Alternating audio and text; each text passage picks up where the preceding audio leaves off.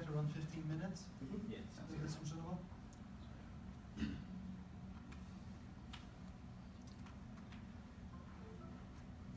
Much of our discussion is on Trump, but the many of our evolving work is on Brexit, the French national election, and looking at broader themes like egalitarianism. And one hypothesis is that egalitarianism in the contemporary context generates a sense of resentment because it's not fully achieved. And part of the appeal of Trump, of the National Front, is to respond to that resentment with some kind of dramatically new political program and offering. So here we are. Awesome. So, yeah, this is our Trump scenes, the case for a multi-level framework, and be looking at the 2016 election in the United States. So first, it's probably important to start, like, why do we want to research Trump? On face value, his election is extremely unique, right? He's a very polarizing figure. It was unexpected by almost all pollsters. And a lot of existing research in regards to why he won is very inadequate. They don't exactly do the full job in explaining what caused his voters to come out to vote, what incentivized the sort of people to feel compelled by his rhetoric. We noticed that a lot of the contemporary discourse surrounding Trump's recent electoral win is confined largely to the realms of like pop journalism, like this caused Trump's win, racism, education, lacking sort of a rigorous academic backing that Professor Clark would bring to the table. Yeah. So the current model generally follows. Our researcher will come out and they'll say, we figured out why Trump won. We found the answer. It was because of unemployment. Unemployment drove people to go vote for Trump. They found his rhetoric very compelling because they lost their jobs. Or they found it compelling because immigrants are moving to the United States. And we're saying that's not necessarily adequate. It works well in a short-term sort of sense, right? Because the timelines line up, the correlations show. But we're saying instead of just looking at broad national trends, it's very important to look at how those trends can manifest themselves differently in different local scenes. So a different area, for instance, might respond to unemployment differently depending on the dynamics of that area. So our models, instead of looking at just the national trend and seeing whether the national trend increases or decreases Trump voting, we're saying you need to look at the national trend, take into account the characteristics of the local scene, and then see whether or not that increases or decreases local Trump voting. It seems intuitive, but a lot of research is not taking this step, and we think it's very important. One characteristic example here is unemployment. It's been floated by a lot of pop journalism as like the singular cause of why Trump won the election, because more people have lost their jobs. But when you look at the actual national data, unemployment isn't actually strongly correlated with increases or decreases in Trump voting unless you control for the characters of the local scenes. And we're going to talk about that a little bit later in the hypothesis section. So a basic background to the scenes theory. So this is work established by Professor Clark largely, and how scenes work is that a scene is a local area, local city, local community, and we have to take into account the local characteristics, the culture, the ethnic history. So for example, a lot of scenes you can say, if you look at Brooklyn, you would say it has a very hip scene, very bohemian, or if you want to look at, for example, San Francisco, you could assign certain qualities to that too. And we think those actually play a huge role in how cities will interact with, for example, national trends, so unemployment. So we think, and we'll elaborate that in our hypotheses, but we think that these local scene characteristics do contribute to local governance and have an effect on how politics work there. Yeah, so obviously the nuances can't be like shown for every different scene because every different city and locality will have different scenes behind them. But what we attempted to do is pick specific scene dynamics and apply them to a large number of scenes within these national trends. So although we can't account for every single like Trump County, we can take like a larger picture and say this could apply to these types of scenes. And this is how these national trends interact within those scene dynamics. So then we have a couple different hypotheses. This is the base, though, is the idea that we have national data that does not produce uniform results in every single place. Instead, we need to take into account the local dynamics. Yeah, so this is the kind of two-tiered framework that we discussed at the beginning of the presentation. The idea that first we need to identify the broad national trend that influences electoral outcomes, and then we ought to look at what these specific scenes are that national trend is interacting with. So maybe the national trend is unemployment, and the local scene is a more traditionalistic, racially homogenous scene. And that produces different outcomes than were we to look at unemployment with a diverse, glamorous scene. So we have 6 different hypotheses as to like different scenes that we want to analyze. This is one. So yeah, the first one analyzes this sort of Rust Belt culture that many people have looked at in terms of determining Trump voting. And so that's the national trend of increasing unemployment, interacting with whiteness, manufacturing, and a lack of education in order to produce Trump voting. So we noticed that the national phenomenon, unemployment, interacts with local cleavages very differently. In places like Wisconsin, it might increase Trump voting, but in places like New York, unemployment was actually associated with an increase in Hillary voting. So that creates a need for us to analyze the spaces and the local scenes in which unemployment becomes electorally salient, specifically the Rust Belt, places that are more white, more manufacturing centered, and lack education. Another hypothesis that we thought was interesting to analyze was religion. Religion was commonly cited as an example of people flocking to Trump because he was the Christian candidate, albeit his personal life might not indicate that, right? But he was endorsed by a lot of religious leaders. So the hypothesis here is that strong levels of religiosity interact with low population density and a lack of non-white diversity in local scenes to reduce Trump voting. So what we're trying to say here is that strong levels of religion alone would not necessarily indicate Trump voting. You see strong levels of religion in a lot of different locations that actually led to Hillary voting instead. Instead, we would argue that it's likely to happen in specific circumstances, i.e. a rural white town in like the South, where you might see that high levels of religion actually manifest itself in Trump voting. And to add on to that, I think an important aspect of that is, if you want to explain the hypothesis more, is because if you want to talk about less diversity and more white, there tends to be this echo chamber of ideas, and that religiosity can maintain that. And Yeah, especially in those local scenes. Yeah, so our fourth hypothesis talks about how like increasing racial diversity interacts with persistent poverty, low diversity scenes, and traditionalism to produce an anti-establishment, pro-Trump scene. And we derive this because the past 8 years we've seen a lot of diversity move into suburbs, and we determined that this could have either one of two effects. It either creates this contact theory where people come into relation with more diverse people, are more empathetic of those people, and tend to like be against Trump because of his like xenophobic rhetoric, or it creates resentment and anxiety because these people feel that diversity and immigrants are taking their jobs. And it feeds into the xenophobic rhetoric of Trump that we talked about. So it's possible that increased diversity can interact with these poor low diversity just like scenes to produce increased Trump voting based on this resentment that we talked about, and we'll get to that in the data section. I can take this one first. Yeah. So another thing, and this is kind of similar to our fourth hypothesis, but this looks more at immigration specifically. And we said that communities with increased levels of immigrations, with high levels of job loss and high levels of traditionalism would also be prone to Trump voting. It's similar to our explanations that Kelton touched upon, but we think this is partly because this idea of traditionalistic communities is really important because they're prone to otherizing and they have this mindset of kind of continuing the norms, the social norms of the community, and they tend to otherize, racially diverse people when they come into the cities. Similarly, when they're facing tough economic times, and we talked about this with increased job loss, we find that then they tend to blame this on other people, and so we have this theory. I think it's discussed a lot in political culture. I mean, the literature on political science, especially in American politics, of racial resentment, and we think that would tie into that as well. Yeah, I think that this is a great example of a pretty clear place where the status quo, like single-level model of Trump voting is failing our analysis of how he was able to generate traction, because it's something that, depending on the local community, really could have positive effects or negative effects on voter turnout for Trump.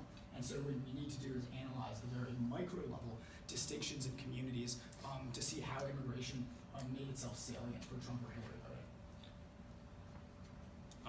So only two more hypotheses that will actually get into the results. So the sixth one is the idea that income inequality and local transgressive scenes will produce more Trump voting. Do you want to explain why, or? Sure. So we talked about the transgressive and more anti-state communities produce Trump voting because they see like this political polarization. I'm sorry. Yeah.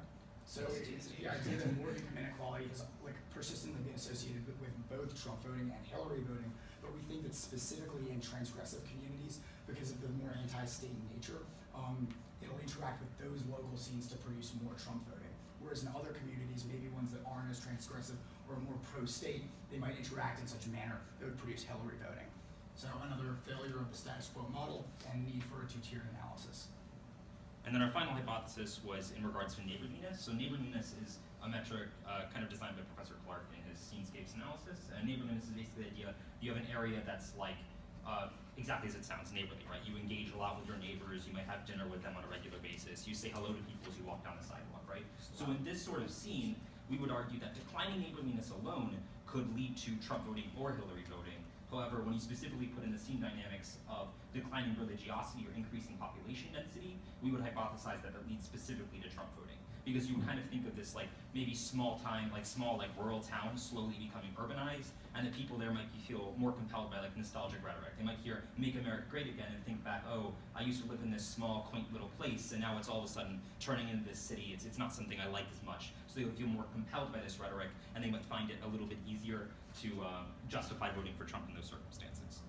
So the data and kind of methodology we use to figure out whether these hypotheses were accurate is pretty straightforward. We just use multiple linear regressions. We used a core set of variables determined by Professor Clark in his scenescapes analysis to kind of control for different factors in a community to make sure that we're not getting skewed results based on just the population or age of an area, maybe the rents, et cetera. So regularly we use the dependent variable of proportion of Trumps in that like locale that went to Donald Trump. And the independent variables that we're analyzing in interaction with each other are the different metrics we were just discussing. So you would look at levels of change in religiosity, levels of neighborliness, et cetera. So the results we found for each of these hypotheses were pretty interesting. So for the manufacturing job loss hypothesis, H2, we found the basic regression said that lots of manufacturing led to more Trump voting. High education by itself, not controlling for things like race, actually led to more Trump voting. And unemployment, as like we would think, led to more Trump voting. But the interaction effects is where this kind of becomes a very significant hypothesis. Because we found that unemployment with low levels of non-white diversity saw more Trump voting, but unemployment with high levels of diversity saw less Trump voting. So when you factor in racial diversity as a characteristic of the local scene, unemployment becomes an incredibly variable trait that manifests itself differently in different local scenes. We also specifically found in this, it kind of slides off the slide there so you can't exactly see it, is that high education unemployment and non-white diversity, when interacted amongst each other, actually led to more Trump voting. But when you look at just diversity and unemployment on its own, you saw less Trump voting. So considering that the only changed variable there was the education factor, we were able to see that education was able to be like a much stronger variable and led to Trump voting even in circumstances where you had high amounts of diversity or in circumstances where you had high amounts of unemployment. So some of these variables actually have a stronger impact on Trump voting than others, depending on the local scene that you're analyzing. Yeah. So we'll hurry things along. Our third We hypothesis- have data for 3,000 counties and 35,000 zip codes combined here, Yeah. So the whole U.S. our third hypothesis on strong levels of religiosity interacting with low population density, we found a lot of intuitive results, right? The fact that more religion on the national level did lead to more Trump voting, low population density, a rural town more likely to vote for Trump, and a lack of diversity is more likely to vote for Trump. But when we analyzed these things in context with local scene dynamics, we found that religion, for instance, has a significantly larger effect in increasing Trump voting in a rural area than an urban area, right? So the national trend of religion is not enough to tell us how it might affect Trump voting. Instead, you need to take into account the local scene of population density as an example. For our fourth hypothesis, we found that when you increase the racial diversity in these areas of low poverty and low diversity as well, that have these traditional sentiments, you find that Trump voting, it all leads to Trump voting. So our basic regressions, diversity led to Trump voting, basically based on the resentment things that we talked about before. Poverty led to more Trump voting. Traditionalism led to more Trump voting, and ethnic scenes, which differs from poverty, or from diversity in the sense that you think of ethnic scenes more as like a Pilsen, community area, and diversity more as like a just urban area that has a lot of yeah, exactly. So the interaction effects, all effects together led to more Trump voting. It cuts off at the bottom, but we found that diversity with traditionalism led to more Trump than either of them individually combined. So they produce greater effects when put together, and that diversity with poverty actually led to less Trump voting. So it kind of canceled out. So we did confirm in that aspect, though, that a traditional scene, right, for instance, might lead to resentment because you saw that diversity on its own tends to lead to a decrease in Trump voting. When you look at diversity in the context of a traditional scene, we see that traditional scenes actually take diversity and use that to see an increase in Trump voting. So they might see this diversity as like a scapegoat for what's wrong with their what's wrong with their area, what's wrong with their locale, and then blame it on this diverse group and then vote for Trump because they think that they're going to fix that. So in our fifth hypothesis, when we just did the basic regressions, we also found results which seemed intuitive and that we were expecting. So we found that traditionalism led more to Trump voting, that the high proportion of foreign-born individuals led to less Trump voting. This is stuff that we kind of assumed would confirm with our initial hypotheses, but when we looked at the interaction effect, what we found really significant was that there was an increased proportion of Trump voting for it seems that we had traditionalism, but also a large level of foreign-born individuals, more so than just scenes with traditionalism. So we found that again, that those interaction effects within those local scenes, they take into account those dynamics are really important. Awesome. So, like this again, a lot of the similar results. We found that income inequality led to more Trump voting. Local scenes, which like sort of anti-state communities, led to more Trump voting, and more transgressive scenes actually led to less Trump voting, which was a little bit unexpected. But the interaction effect again was what proved significant because we found that if an area has both local and high levels of inequality, then Trump voting is lower. And we're still analyzing. We're going to go back over the findings and analyze why that might be the case because we thought it was a little bit counterintuitive given the original hypothesis of more transgressiveness and increased income inequality leading to more Trump voting. This is especially strange because either of those dynamics on their own led to more Trump voting. Inequality on its own led to more Trump. Locality on its own led to more Trump. The two combined decreased Trump voting. But it just goes to show how important it is to look at the local level dynamics when analyzing national trends in voting because they're very significant. All right. Our last hypothesis was the neighborliness aspect, the idea of this small town slowly becoming urbanized. They might feel more compelled by this rhetoric. We did find that more neighborliness leads to Trump voting. A rural town is more likely to vote Trump, and a more religious town is more likely to vote Trump. However, when you look at these things in interaction with each other, we found that neighborliness leads to far more Trump voting in a rural area than an urban area. So we find that these areas might be more responsive to that sort of rhetoric than others. And we also found that there's no significance between religious change and neighborliness when they relate to Trump voting together.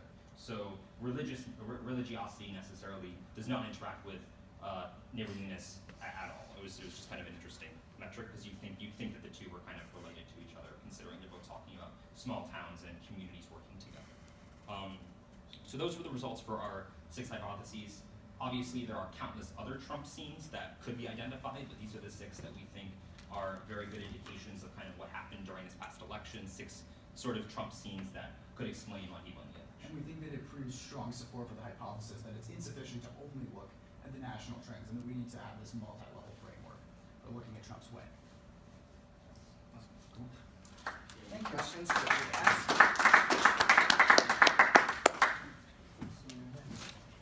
Good job.